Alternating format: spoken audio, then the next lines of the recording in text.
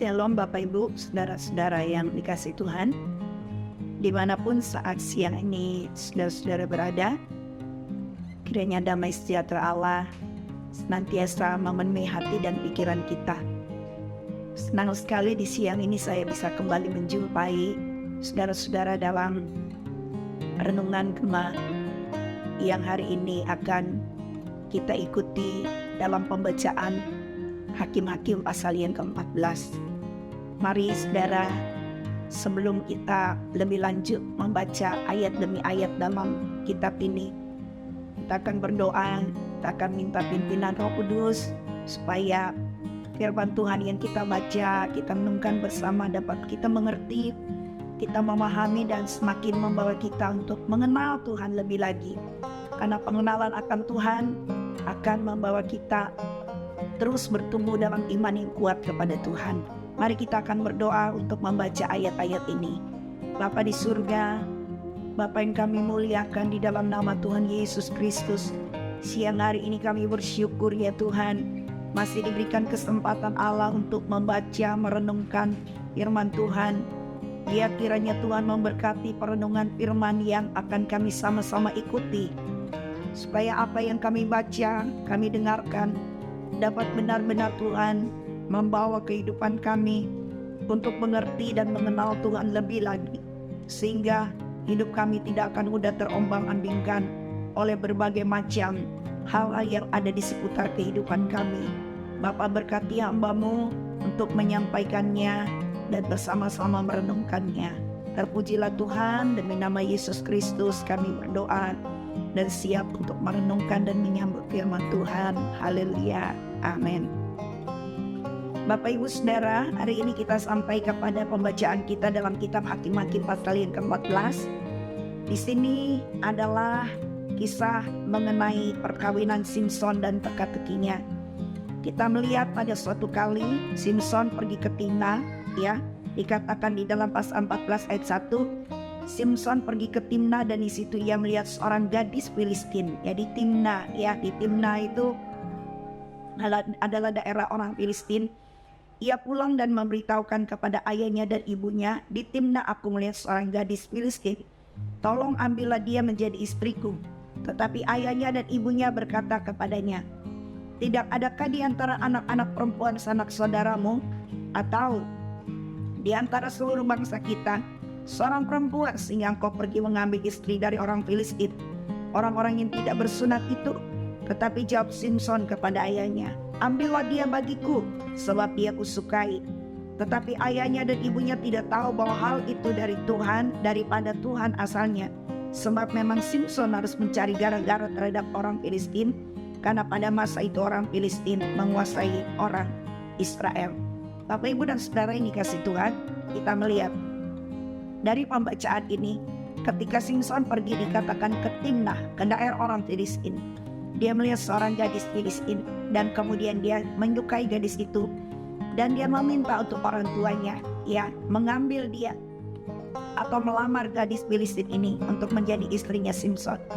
Orang tuanya berkata bahwa tidak adakah perempuan dari kalangan bangsa kita, ya. Tetapi Simson katakan aku menyukai dia. Dan orang tuanya tidak tahu bahwa itu juga berasal dari apa yang ditunjukkan Tuhan kepada Simson sebagai sebuah cara atau sebagai sebuah jalan untuk orang-orang Israel, orang-orang Yehuda, ya, melawan atau boleh keluar dari tekanan orang Filistin. Karena pada masa itu dikatakan di dalam ayatnya yang keempat, tetapi ayahnya dan ibunya tidak tahu bahwa hal itu daripada Tuhan asalnya. Sebab memang Simson harus mencari gara-gara terhadap orang Filistin, karena pada masa itu orang Filistin menguasai orang Israel. Ya, orang Israel dikuasai oleh kekuatan orang-orang Filistin. Dan mereka, bagaimana caranya untuk bisa keluar dari kekuasaan orang Filistin? Maka Tuhan membangkitkan seorang yang bernama Simson di tengah-tengah orang-orang Filistin ini. Ya. Dan kemudian setelah ayahnya dan ibunya mengambil istri dari perempuan Filistin, Simson berencana untuk membalaskan dendam atau membalaskan segala perbuatan orang Filistin yang telah dilakukannya terhadap orang-orang Israel. Bapak dan Ibu Saudara, Ada kalanya hal-hal yang terjadi dalam hidup kita yang terlihat begitu sangat buruk dan tidak menyenangkan, itu Tuhan bisa pakai untuk menciptakan sesuatu yang baik dalam hidup kita. Tidak semuanya hal buruk itu mendatangkan keburukan. Tidak semua hal buruk itu mendatangkan sesuatu yang mencelakakan kita. Tidak semua hal yang terjadi dalam hidup kita akan membuat kita jatuh dan terpuruk keadaan kita. Tetapi ada kalanya hal buruk itu Tuhan punya rencana untuk melakukan sesuatu yang lebih baik dalam kehidupan kita ke depan. Seringkali kita tidak bisa menerima keadaan yang buruk yang terjadi pada kita. Sering kita tidak bisa menerima ketika keadaan yang sangat tidak pernah kita inginkan menimpa kita.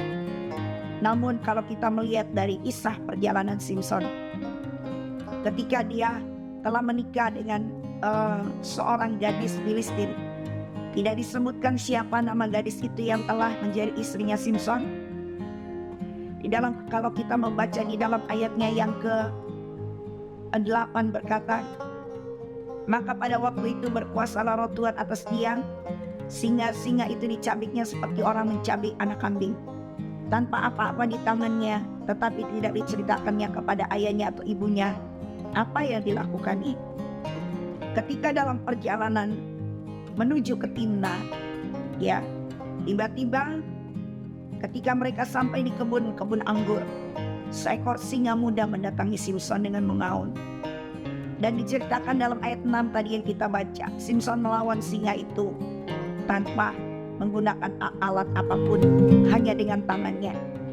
Tapi hal itu disembunyikan dari orang tuanya.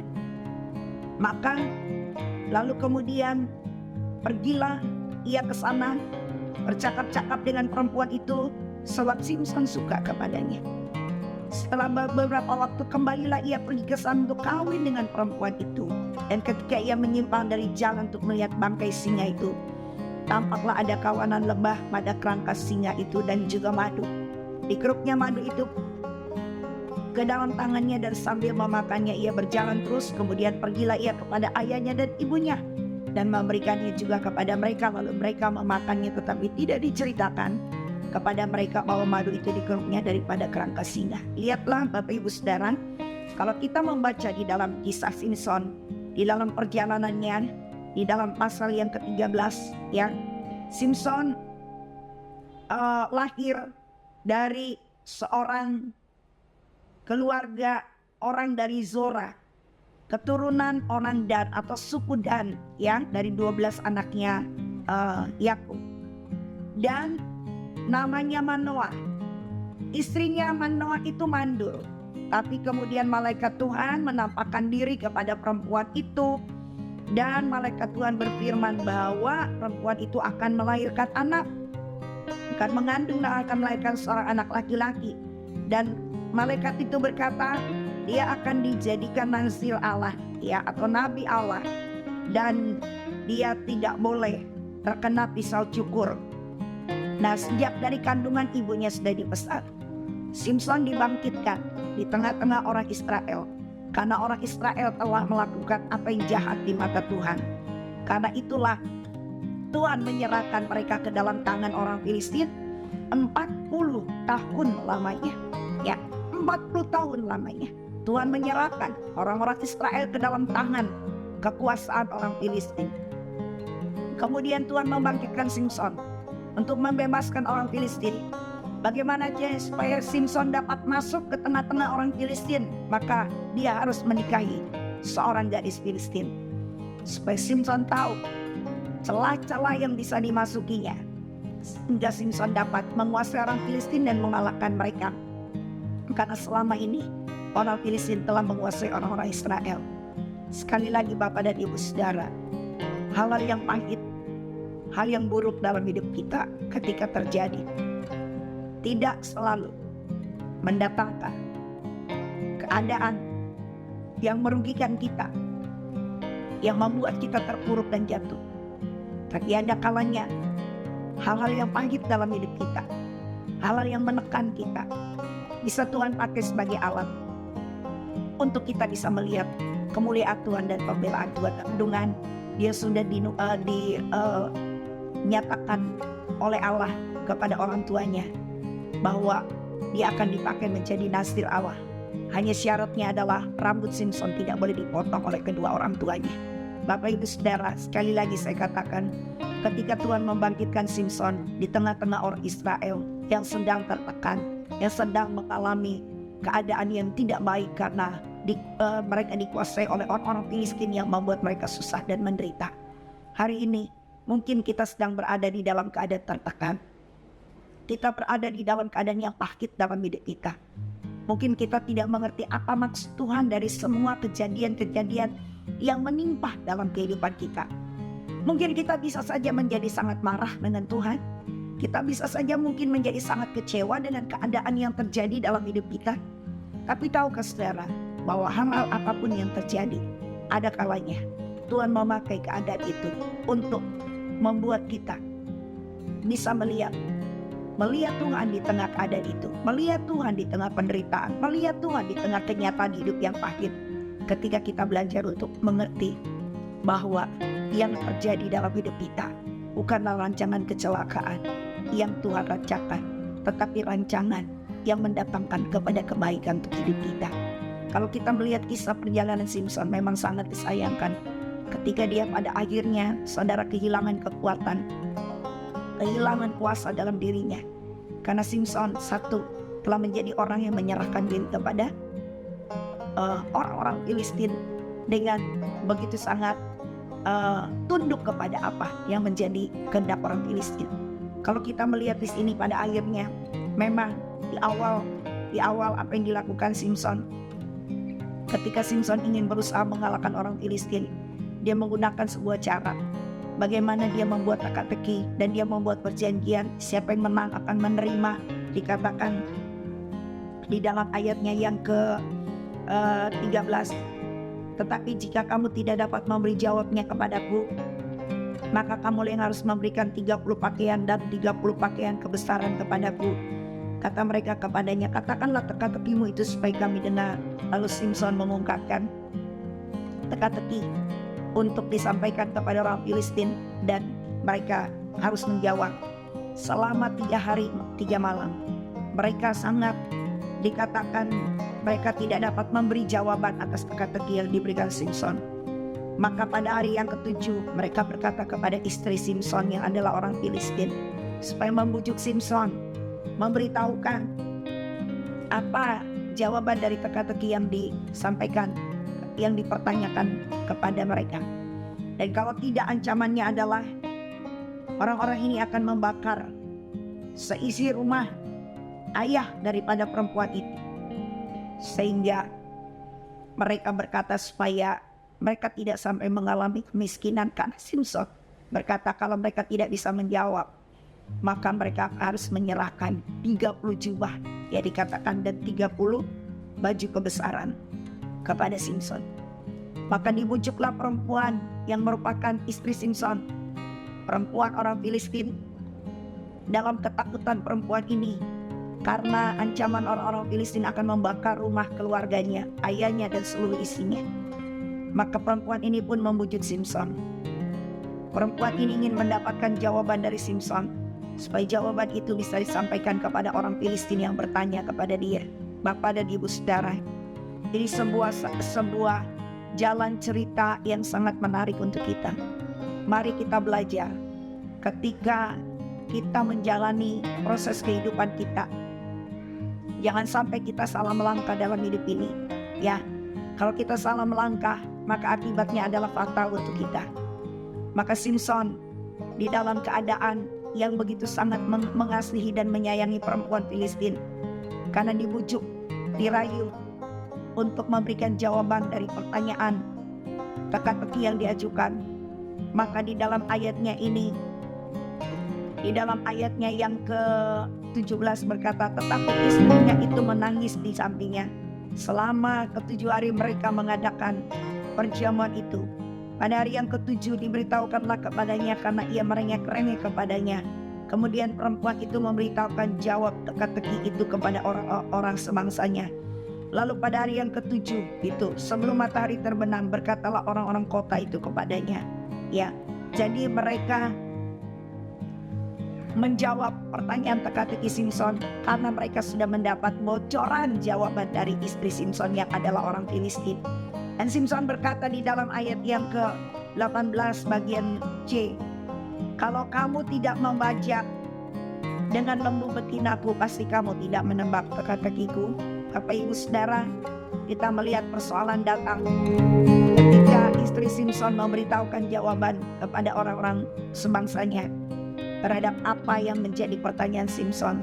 Tapi karena semua yang terjadi, apa yang berlaku dalam kehidupan Simson itu atas kehendak Tuhan dan atas tuntunan Tuhan, maka Simson dikatakan demikian ayat yang ke-19, maka berkuasalah roh Tuhan atas ia, lalu pergilah ia ke Askelon, dibunuhnya 30 orang di sana, diambilnya pakaian mereka dan diberikannya pakaian-pakaian kebesaran itu kepada orang-orang yang dapat memberi jawab teka-teki itu. Tetapi amarahnya masih juga bernyala-nyala. Lalu pulanglah ia ke rumah ayahnya, maka diberikanlah istri Simson itu kepada kawannya, bekas pengiringnya. Saudara, memang betul ketika Simson merasa dihianati oleh istrinya, Simson merasa bahwa istrinya telah melakukan suatu kesalahan.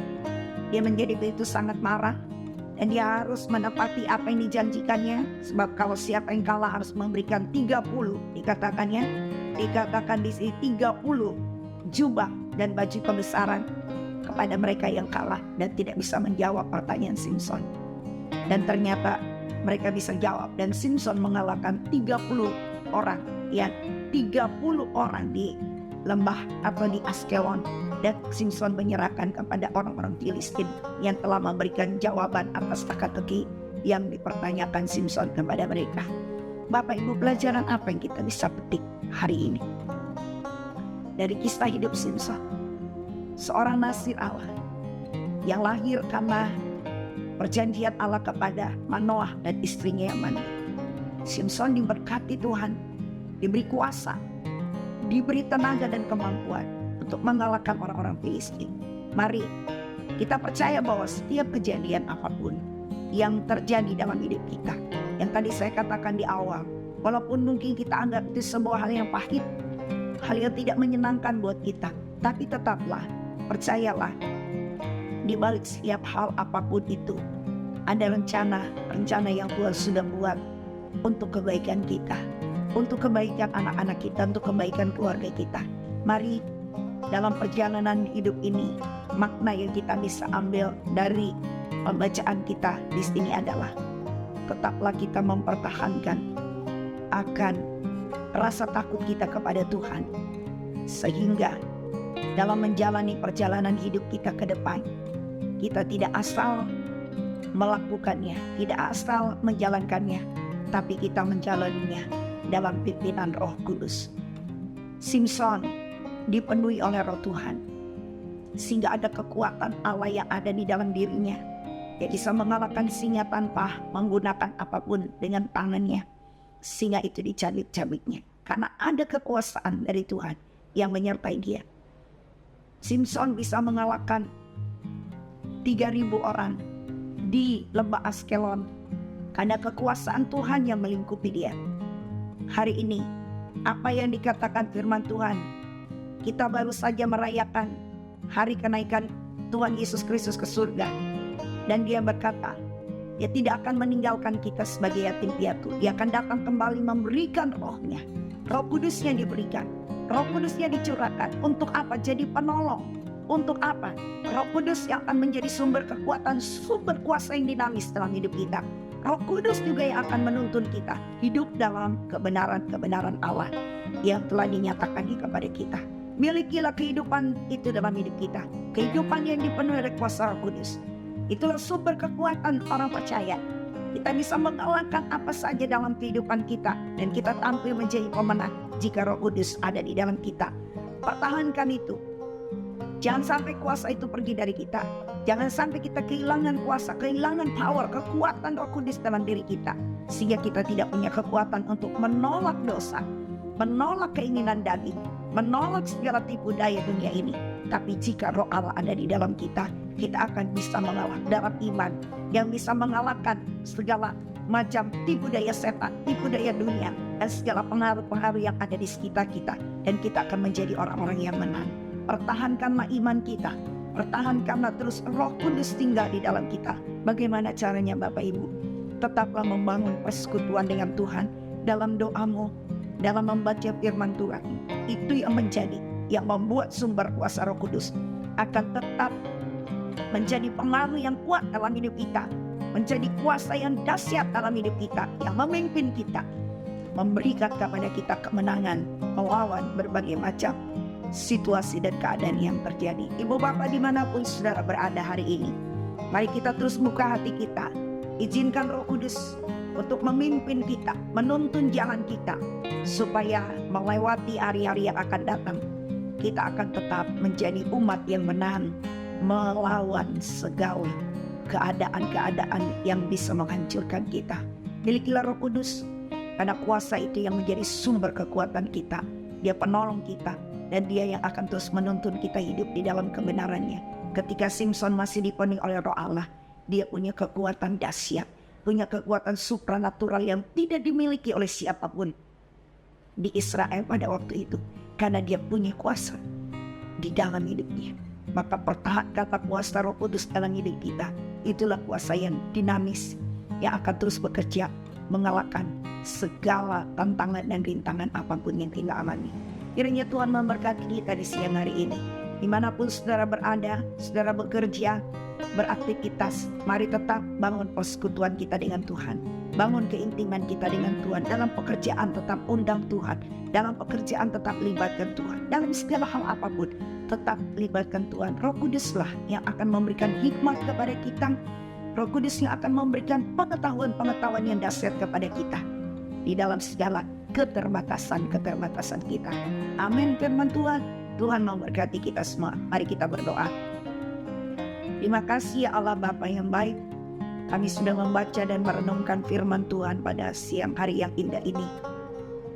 Berawal dari kisah Simson, di mana dia dapat mengalahkan singa yang menerkam ketika dia berjalan menuju ke daerah orang Filistin di kebun anggur Timnah, dan dia dapat mengalahkan singa tanpa senjata apapun. Simson juga dapat mengalahkan 3.000 orang, 30 orang di Askelon dengan kekuasaan yang meliputi dirinya. Segala macam musuh yang menghadang Simson dapat dikalahkannya karena ada kuasa yang dahsyat yang menyertai dirinya, yang ada di dalam hidupnya. Maka Simson menjadi orang yang begitu luar biasa, dahsyat di dalam pimpinan Tuhan. Tuhan, kami mau juga Tuhan, biarlah kuasa Roh Kudus yang dahsyat menyertai kami, sehingga kami juga dapat melihat dan melakukan hal-hal yang dahsyat bersama dengan Tuhan. Kami tidak bisa mengalahkan keinginan daging kami, karena keinginan daging seringkali berjuang begitu kuat untuk menghancurkan kami dan menipu kami. Tolong kami Roh Kudus, agar kami tetap kuat dalam segala keadaan hidup kami. Kami tidak bisa dikalahkan apapun yang menyerang kami, apapun hal yang berusaha untuk meruntuhkan iman kami, menggoda kami, mencobai kami.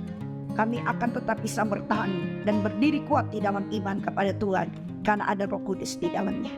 Di dalam hidup kami ada Roh, maka segala kekuatan jahat di sekitar kami dikalahkan di dalam nama Tuhan Yesus. Dimanapun saudara-saudara kami berada dan mendengar dan mengikuti program ini, berkatilah mereka. Dimanapun mereka berada, mereka tetap dipimpin oleh Roh Kudus. Dalam pekerjaannya, bisnisnya, studinya, dalam rumah tangganya, semua Roh Kudus akan pimpin supaya anak-anak Tuhan bisa berkemenangan, bisa tampil jadi pemenang di tengah situasi apapun, karena Tuhan bisa pakai segala keadaan untuk menyatakan kemuliaan Tuhan di tengah hidup kami. Nyatakanlah kemuliaan-Mu Tuhan, nyatakan kuasa-Mu, nyatakan pembebasan, nyatakan Tuhan kuasa yang dahsyat. Sekalipun terlihat pahit dan buruk buat kami, tetapi Allah dapat bekerja melampaui apa yang kami pikirkan dan kami doakan. Terima kasih untuk siang ini. Tuhan memberkati kami semua dan memberkati firman yang sudah kami dengar. Dalam nama Tuhan Yesus, kami mengucap syukur dan berdoa. Haleluya.